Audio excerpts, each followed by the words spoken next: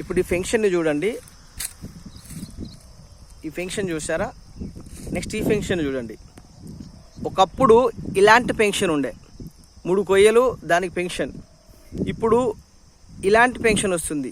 దీన్నే before after updation అంటారు. Update అయింది పెన్షనే. ఒక ఐఫోను తనను తాను అప్డేట్ చేసుకుంటుంది, అప్పుడే దానికి వాల్యూ పెరుగుతుంది. ఐఫోన్ కొనేందుకు కిడ్నీలు అమ్ముకొని సైతం ఐఫోన్ కొనుక్కున్న వాళ్ళు బోల్డ్ ఎంతమంది ఉన్నారు చూడండి. That is what update. ఒక ఫోనే తనను తాను అప్డేట్ చేసుకున్నప్పుడు మనం అప్డేట్ అవ్వకపోతే ఎట్లా?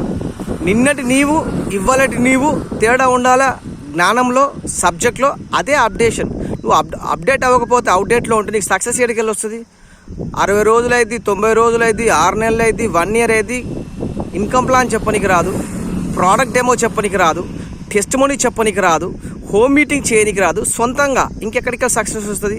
ఖచ్చితంగా అప్లైన్ మీద ఆధారపడి చేసే ప్రతి పని 2 వేళ్ళతో చిటికలు కొట్టిన సౌండ్. అదే నీకు నువ్వుగా బిజినెస్ చేస్తే 2 చేతులతో క్లాప్స్ కొట్టిన సౌండ్. సో నువ్వు ఓన్గా చేసిందే నీ బిజినెస్. నీ అప్లైన్ మీద ఆధారపడి చేసింది ఎప్పుడు చేసినా సరే నీ అప్లైన్ బిజినెస్. ఎవరైనా నేర్చుకోండి, అప్డేట్ అవ్వండి, సక్సెస్ అవ్వండి. Thank you.